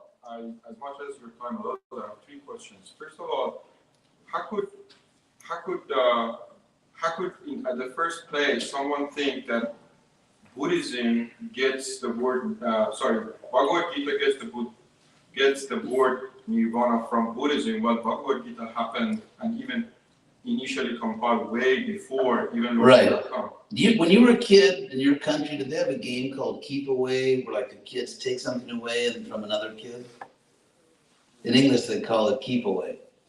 Well, for various reasons, there's been an academic game of Keep Away going on for a few centuries to somehow or other stop India from being really old. And it's very interesting. It started with the first studies, like let's say in the late 1700s, when they discovered that, Vedic literature. So William Jones was a great figure back then in the late 1700s, and then other figures in the 1800s. And so the problem was that up until not so long ago, a few centuries ago, if you went to a Western university, either the Sorbonne or Oxford, the official history of the ancient world was the Old Testament. No carbon dating, nothing you could really call archaeology. And so the Old Testament was the official ancient history. Why are there so many languages in the world? Tower of Babel. And so the problem was that they dated Eden to about, 4,000 or 5,000 years ago. And then suddenly they came across these Sanskrit books that talk about things millions of years ago. And the colonial project was inseparable from the Christian project, because Christianity was used to justify colonialism. Because we're saving these people. We're not, stripping them and stealing everything they've got. We're saving their souls. Anyway, and obviously racism back then, everyone in the world back then, it was like rooting for the home team, rooting for your own race. That was just all over the world. And so when they found these ancient scriptures, that was a problem. So Sanskrit literature just could not be that old, and the events could not be that old because it totally messed up the Old Testament. And then what happened is Christianity fell completely out of favor because as the West became more secular and the scientific revolution really started picking up speed, you have a situation in the 1800s where most intellectuals think that Christianity is actually the problem. It's like, I mean, Christianity and religion in general is the main obstacle to human flourishing, to human progress. It's an obstacle to science. You have Sir Thomas Huxley, Darwin's bulldog. Darwin was kind of a gentleman because he was attached to his wife and kids, and his wife was on the church board, and so Darwin was actually on the church board, and everything, because he just, if he wanted to keep peace at home, he had to just watch out. So he didn't make like really provocative statements. But Thomas Huxley they called him Darwin's bulldog. I mean, for example, here's the example he gave. That just as there's an ancient Greek myth where the young Hercules was born, and as he was born, there were all these poisonous snakes trying to kill him. But even the baby Hercules was so strong, he just crushed these poisonous snakes in his hands. So the religious priests are the poisonous snakes. Priests are the poisonous snakes, and Hercules is science. And then you get Karl Marx, who, by the way, Marx has killed between 10 and 20 times more people than Hitler, something you don't actually learn in left-leaning universities. But anyway, Marx says that religion is just a drug that makes people stupid and crazy so they don't realize how they're being exploited by other economic classes. And then you get Freud that says religion is basically a mental disease. And so what historians call this is the battle thesis or the war thesis. It was a thesis that arose among scholars in the 1800s that there is a natural, inevitable war going on between religion and science, between religion and scholarship. And the only way humanity can progress is by destroying religion. Now, in fairness to these evil thinkers, it has to be pointed out, if you consider Hegel's, theory of dialectic history, where history moves dialectically. And so, thesis, antithesis, synthesis, which is really just what Galileo called the pendulum effect applied to human history. It's just taking the pendulum effect and applying it to human history. And so, because you had this fanatical abuse of religion for so many centuries in Europe, it had to produce an equal and oppositely fanatical, crazy extreme on the other side, which was extremist materialism. And this is also, and by the way, this pendulum effect, it's Newton's third law of motion. That every motion in the universe produces an equal and opposite reaction. Every action produces, so whether you take Galileo's pendulum effect, Newton's third law of motion, or Hegel's dialectic, it's all the same thing. So when you have this fanatical abuse, the Protestant Catholic wars were just unimaginably horrible. Killing and torturing millions of people it was just horrible. And so then you get this equal and opposite reaction where religion is horrible. We have to stamp out religion. Of course, now what's happened in our time is because religion has become domesticated and no longer threatens science, more and more scientists, this is actually happening, like contemporary intellectual history, more and more scientists and philosophers are saying, why are we against religion? And why are we insisting on this rather idiotic idea that there's nothing but physical causes? The idea, what's called a closed causal system, that we live in a universe in which all causality is physical and it's closed. There can't be any other cause coming from outside the system. And if you study microbiology and so many things, it turns out that's kind of like idiotic for mathematical reasons. But anyway, so there's actually been a revival of interest from agnostic scientists, from atheist philosophers. There's been a revival of interest in the idea that no, it's not a closed causal system. And actually there's more going on in the universe, but that'll be a whole other talk. So anyway, so getting back to your point, why don't you state your question one more time? So. Bhagavad-Gita has been initially. Oh yeah, why? Okay, right, I remember now. So yeah, thank you. So, why do they say that Buddhism is older?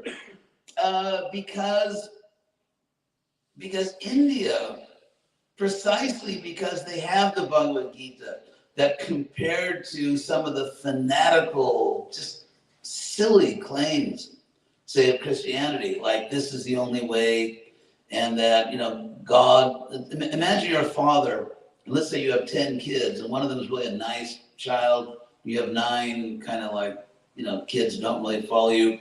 So the father says, I really have to kill you all, because you don't obey me, but I love you so much, I have one good son, I'll kill him. It's like, what? So, this whole theology, to me, it's madness. It's just madness. Jesus, even when he was alive, he used to tell people, okay, you're freed from your sins, now sin no more. That was the main accusation against him before Pontius Pilate. He didn't say, I got a knife, I can cut myself, I need some blood here to purify you. So, anyway, Christianity, in fact, Christianity as a scientific revolution, even back to the 1600s, Pascal and people like that, Christian theology struck so many intellectuals as just like little wacko. The idea that, God has to die for your sins, God can't forgive you. If you've seen the first Narnia movie, that God has to pay a ransom. Like, who is over God demanding a ransom from God? So anyway, the reason I'm into that is because Bhagavad-Gita and Vedanta, especially the Vedanta Sutra, they're so rational.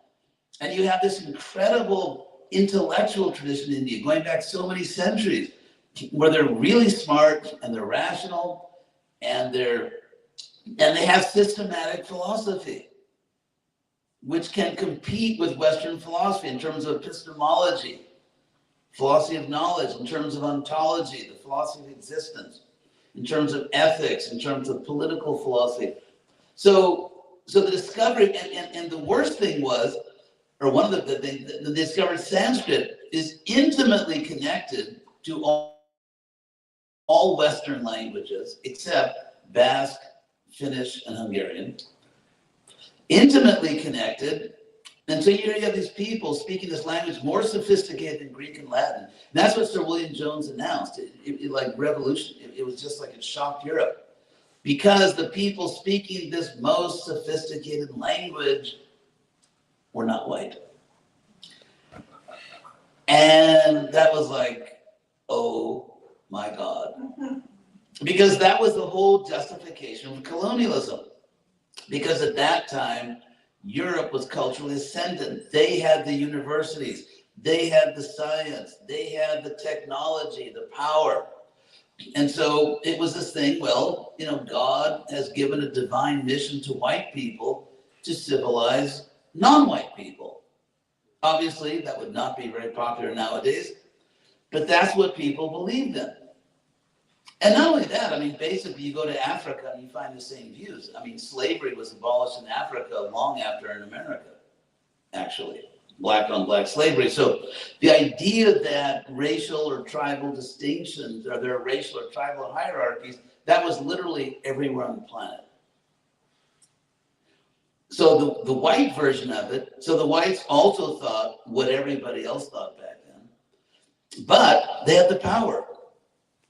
They had the power to act upon their ignorance, whereas other people didn't have the power to act on their ignorance except locally. You could enslave people locally, but not on that large global scale. So finding non-white people who had, and if you want to know how important language was to measuring someone's cultural achievement, all you have to think is My Fair Lady. My Fair Lady. You know, your social level is how you talk, which is also found in the Vedas, by the way. That the Aryans, which means noble people, they speak properly. So here you have people with the best language, the most noble speakers who are not white, and that big problem. How do we justify colonialism? So they came up with an idea of how to justify colonialism. The first thing was the Aryan invasion theory. And that is, Sir Mortimer Wheeler in the early 20th century was like a lead archaeologist for the British Empire in India, and he was excavating Mohenjo-Daro, Harappa, Indus Valley civilization, and he found one skeleton, literally, or maybe one or two, where the person appeared to have died, not under the most pleasant circumstances. So what was that? Of course, it was the white Aryans who invaded India and brought all this great culture with them. So it's the white people that wrote the Vedas or composed the Vedas. This great civilization actually came from us. It came from us, and we invaded India, but then our ancestors made one huge mistake. They intermarried. And so by intermarriage, they lost their power because they intermarried with non-white people. And so then later it turned out that the Aryan invasion theory was ridiculous because there was absolutely no archaeological evidence of it.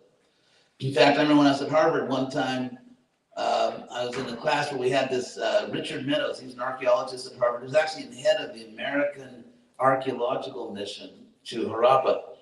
And I asked him, or someone asked him, what about the Aryan invasion theory? He just laughed and said, oh, that's like a 19th century theory. So then they replaced it by an Aryan immigration theory. In other words, the white people didn't invade India, because there's no evidence of that, but they just kind of migrated, which is absurd but you see, the reason they like this, it accomplishes a few things. Number one, Europeans don't have to be from India, which thank God, they don't want to be from India. And if this Sanskrit culture originated in India, they have to be from India, so they're not going to do that. So they say that there was an Aryan migration. The problem is the very scanty archaeological evidence, which actually doesn't prove the migration at all. It absolutely doesn't prove it, but at least it makes it possible, is much later than the dates given in the Sanskrit literature. And so therefore, in order to sustain the Aryan migration theory, so that India doesn't get a leg up, so that India doesn't become like the original culture, which sort of decenters Western civilization, therefore, all the dates of composing the Sanskrit literature have to be much more recent, so that it fits within their theories of Aryan migration to India.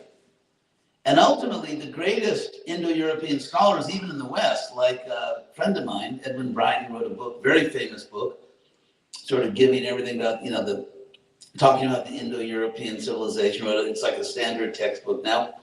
And also this guy named Mallory, who wrote it, who was a very, and both of them say that we don't really have the slightest idea, how all this came about.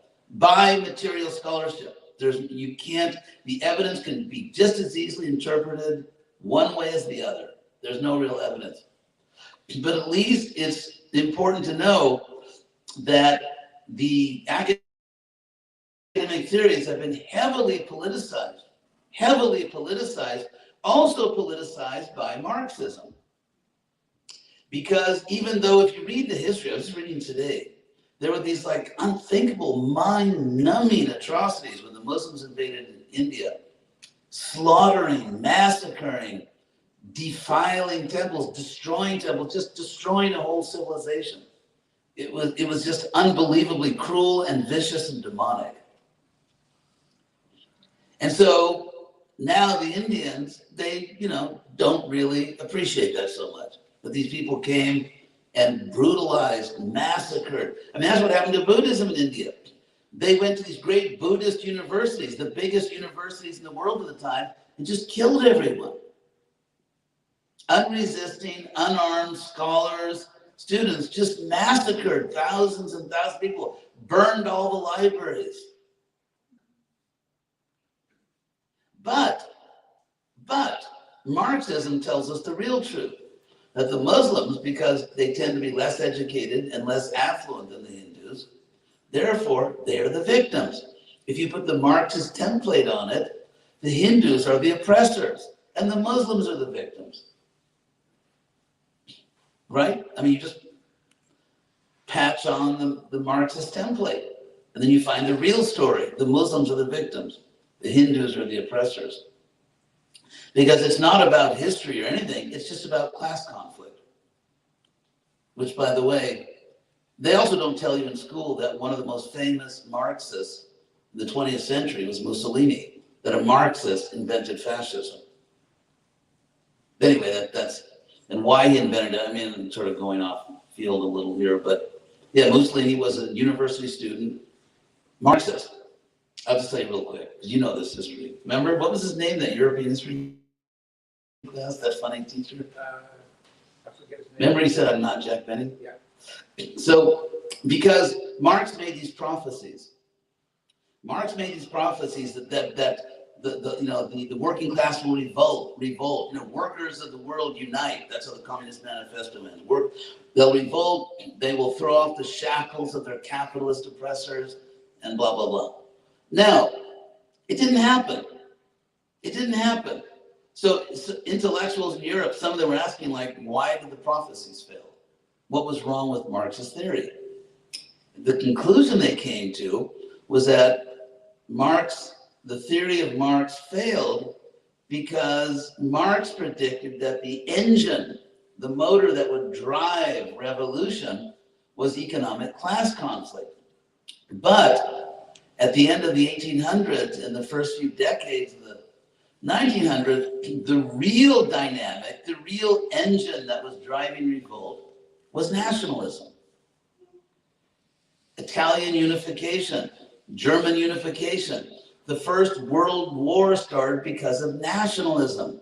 And they killed that kind of mentally challenged Archduke, yeah. And so what was driving revolution was not economic class conflict, it was nationalism. So therefore, Mussolini thought, well, let's keep the Marxist idea, especially the really cool things like dictatorship. Because Marx says there's basically three stages. Status quo, we're all oppressed by capitalism. Then you have to have what he calls the dictatorship of the proletariat. Capitalists won't go quietly. They're not going to go quietly. And so if necessary, you commit genocide. So there's a little proviso there. Genocide, not the best option, but it's an option. And and then you get the dictatorship of the proletariat. And the third stage is basically Marxist paradise. The problem is Marx is writing this at a time when sciences like social science, sociology, and psychology are in a very primitive state. And so Marx's anthropology, his analysis of human psychology and social behavior, we would consider today very primitive. And therefore, the Marxist paradise never happens. And therefore, every Marxist state is stuck permanently in the dictatorship. Because you never get to the paradise. So anyway, Mussolini figured this out. The problem is, it's nationalism that inspires people now to revolt. So therefore, he thought, let's keep the dictatorship, let's keep the control of industry, let's keep all these really cool Marxist things, but we'll make it nationalism. And then Mussolini's most fervent student and disciple was, of course, Hitler. And so Hitler, therefore, in the word Nazi, the Z in Nazi stands for the German word for socialist,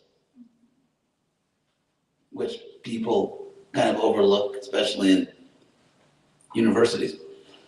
So anyway, I can go on and on all night. right, but, so that's why it's like, so all this stuff is going on. So the last thing, and then I swear to God I'll stop. The last thing is, there is a common, how should I say, fantasy that Western universities are centers of free speech and free thinking. Western universities have existed for about 1,000 years. They go back, actually the seeds of the Western universities were planted during the Carolingian Renaissance, Charlemagne, where he revived literacy in the West and everything. And so they've existed as what you could call universities, not just abbey schools like under Charlemagne, but universities, roughly 1,000 years, roughly. Now, for the first,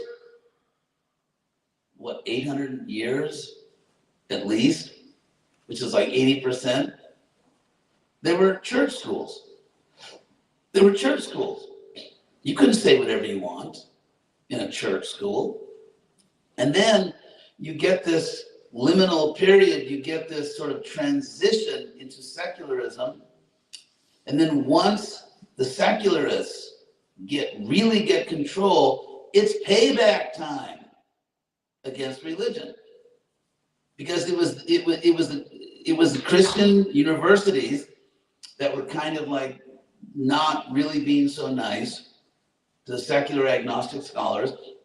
So once they get control of the universities firmly, which happens in the 1900s, it's payback.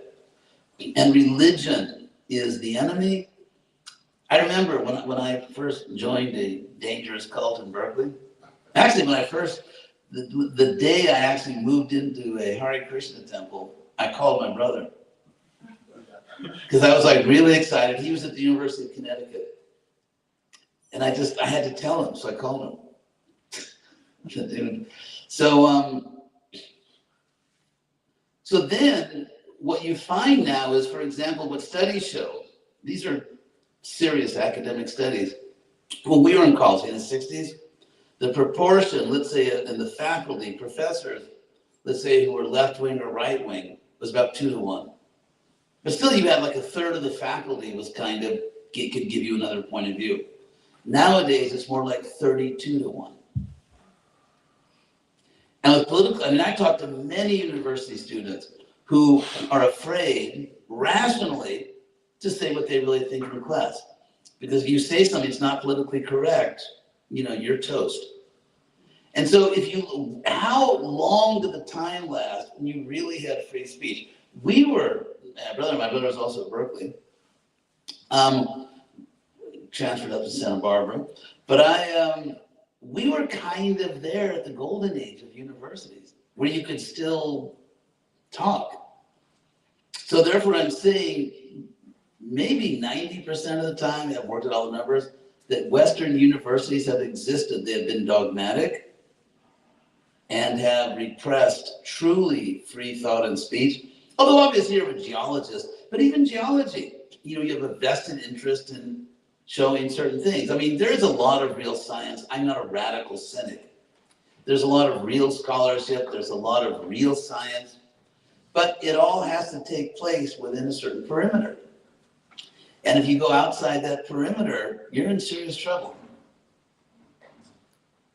For example, swear to God, Leslie, we have a very common term in our culture, which is blind faith. Now, if you believe something that's not true or doubt something that is true, let's say you doubt modern medicine and you die because you doubted modern. So doubting something that's true is equally dangerous as believing something that's not true. And yet we have no well-known term in our culture, blind doubt.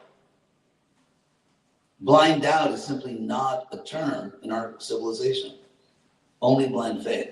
So in a university, if you are agnostic or atheistic, even if you cannot give good reasons for it, it's intellectually respectable. And if you're religious, even if you have good reasons for it, it's not intellectually respectable. But fortunately, that's changing. Actually, things are changing now. And so we're going back, things getting rebalanced. Anyway, sorry. So thank you all again very much. And, if it's your real self-interest, don't ask me another question. Hare Krishna.